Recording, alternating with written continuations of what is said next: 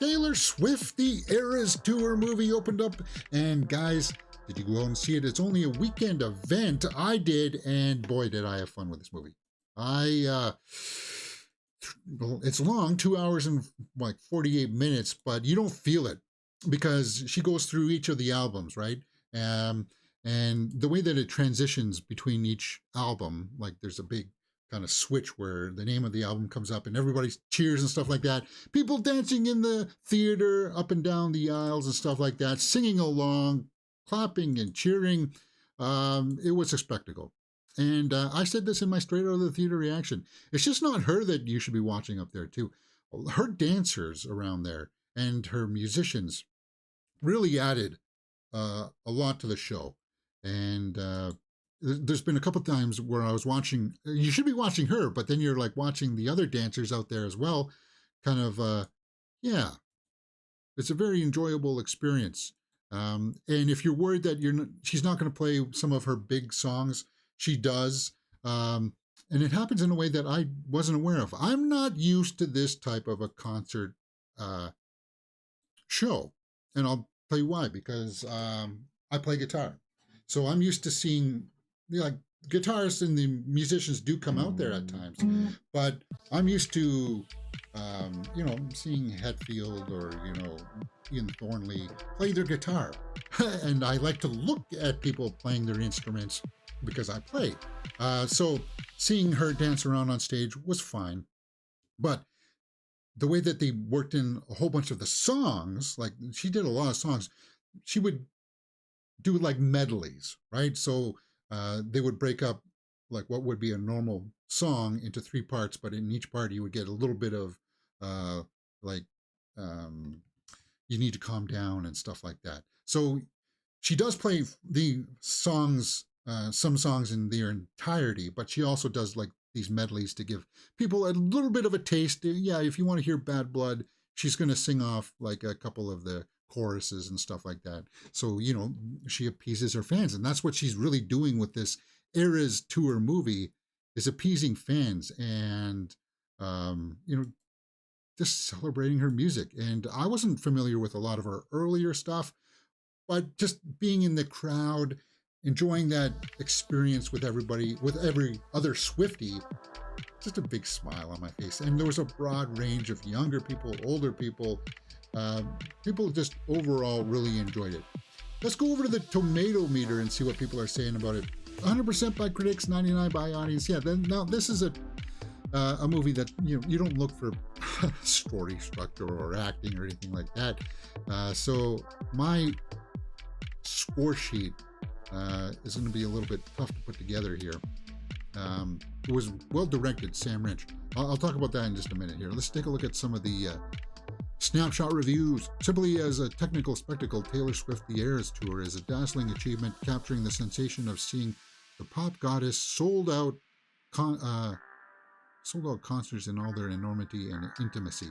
Yeah, the stage in this really helped her showcase each set, right?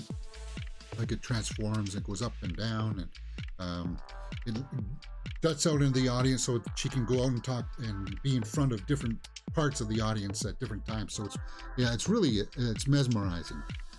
Mesmerizing is the correct word that I would use. And this Linda Cook did, if it's 100%, there's nobody that didn't like it. The performance I saw in person and what is captured here on film is about as close as one can get. Yeah, now, that's something else I wanted to address. So that's good that we saw somebody who saw the real concert and then saw the movie and said, well, it's as close as it can possibly get. And that's good news, because a lot of us who are in queue to try to buy tickets to the live show, this is the only way that we're probably ever going to be able to see it, because those tickets just get all sold out. And it's worthwhile going to, guys, if you can't. If you didn't get to it this opening weekend, go to it next weekend if you can. They've put on a whole bunch of other shows, so I think it was like running every 45 minutes at the theater that I was at. So if I go to my score sheet and say, well, how am I going to rank acting in this? It's just really her singing and performing and the dancing. if I were to translate it to that, I would give it a full 2 points. Acting, directing, story are a possible 2 points. Directing, I would also give, like, the editing in this is so tight. The story is just all of her singing and all of her music. I will say this one thing. I'll say this one critique about the story, and I'm going to knock it down a point here. Okay, and this is a critique across all bands.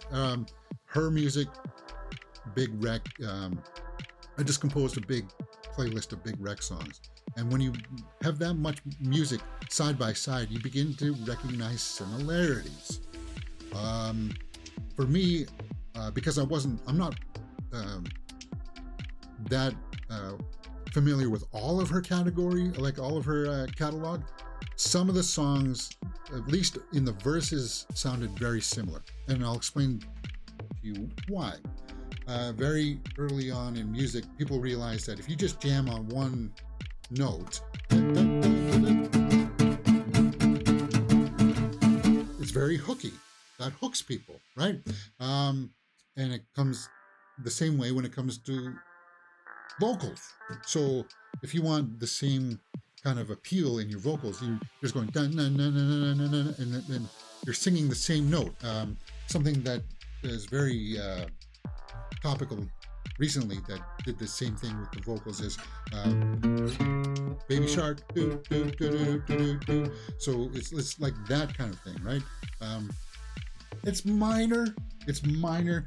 It's going to happen when you have like 3 hours of music. You wouldn't notice it in the Midnight's album when you only got like 45 minutes of music. But when you got 3 hours of something, if you're going to be nitpicking, which I'm well, not trying to do, you get that. And when it comes to like Big Wreck, you realize, oh, you guys play a lot of extended outros where you're just riffing and jamming. Anyway, enough about that.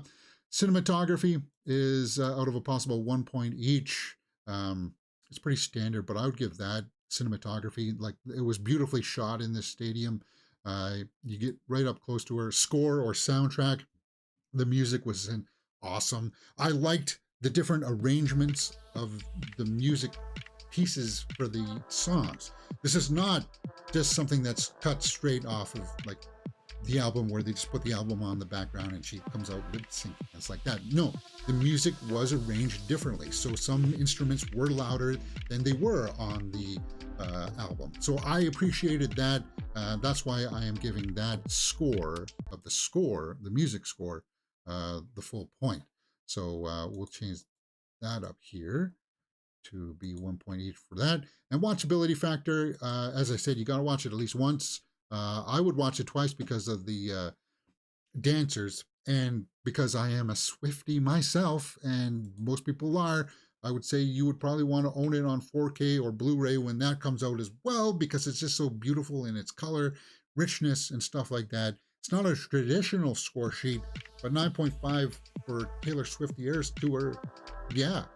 And I almost feel bad about saying 9.5, but that's just my criticisms, guys. I had a lot of fun with it. I am a proud Taylor Swift fan. I'm a Swiftie. Are you guys? Let me know what your thoughts of the movie were in the comments below. And were you lucky enough to see it in live, to see the actual live show? Let me know if you did and compare it to the actual movie, and was it as good? Did it do it justice? I still hope that somewhere along the lines my queue will pop up for the live shows in Toronto next year, and fingers crossed, man, fingers crossed. All right, guys, that's it. What did you think about my review? Let me know in the comments below, and we will talk about it. You're watching Mirror Domains. What else can you find here on the channel? Well, we do a live show 10:30 a.m. 2 or 3 times a week, where we talk about all the trending movie news headlines of the day. There are my social media handles that you can follow. And hey, if you like these kinds of reviews, we do a lot of reviews for movies coming straight out of the theaters. So yeah, see you next time on Mirror Domains.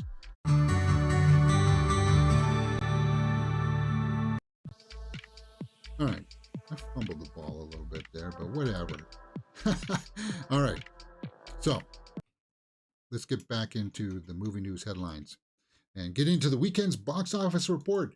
How much did Taylor Swift's Eras Tour movie make? It came in number one. So that's good news.